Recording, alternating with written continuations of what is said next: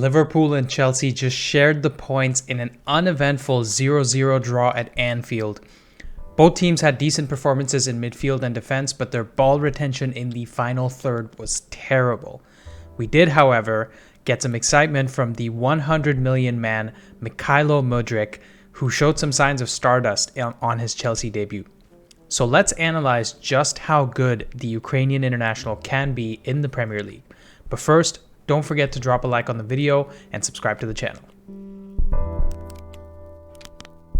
We start with Liverpool in possession in the first half without Mudryk on the pitch, and when Alisson is on the ball, notice how high and wide the fullbacks are holding. We have Milner here and Robertson isn't even in the picture.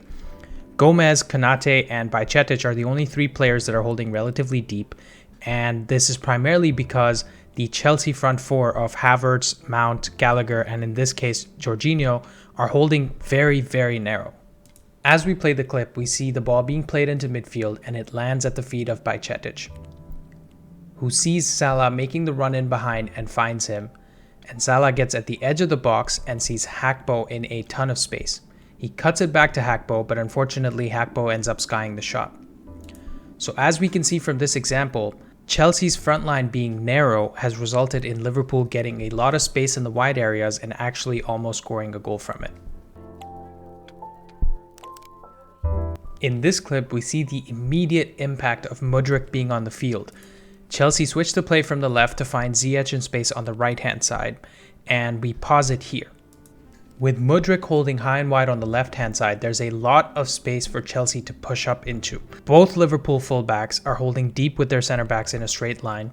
Liverpool midfielders are closer to their box, which automatically opens up more space for Gallagher and Mount to operate in centrally, and Chelsea's wingbacks in Ziyech and Cucurella to hold with. As we play this further, we see Ziyech tries to play a ball into the box that drops straight to Gallagher, who attempts to dribble into the box and shoot, but his shot gets blocked by Gomez.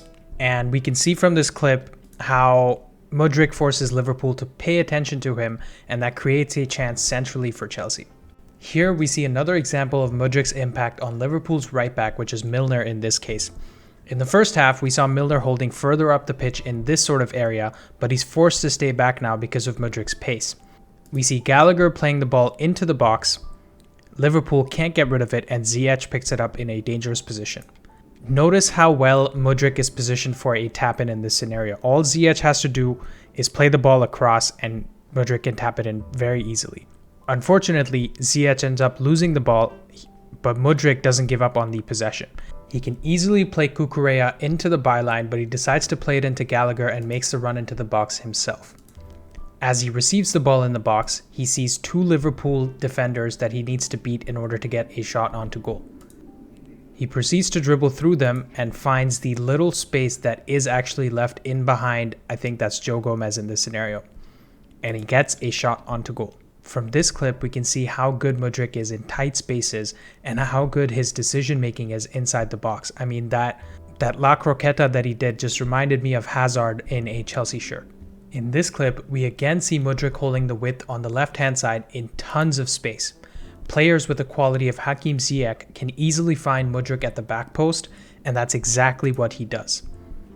As Mudryk is running onto it, Milner is caught in no man's land, and it's too late for Harvey Elliott to help him out. And unfortunately, it's just out of the reach of Mudryk, and he isn't able to put it into the goal. The timing of his run here was almost perfect, and on another day, that's a goal. Once again, we see how Trent is forced to play further back than he normally does because of Mudryk. And in this clip, Liverpool end up losing the ball because of pressure from Havertz in midfield. I think it's Bajcetic that loses it. And Mudryk is ready to run in behind. In this scenario, Havertz gets into this position here, and he has a chance to play either a lofted ball around Trent in this direction or a through ball between Trent and Konate so that Mudryk can run onto it. But Havertz is ultimately caught in two minds and misses the opportunity to play the ball. Mudryk receives the ball again in this position and runs infield, and here we see his passing ability shine as well as he plays an amazing reverse ball into Mount's feet. And Mount sees Ziyech in tons of space on the right hand side. He finds Ziyech, who takes a touch and shoots on goal. From watching just one half of play from Mudryk, I can already see he has more to his game than just pace. I expect the Ukrainian to get some key passes and assists in this season for Chelsea.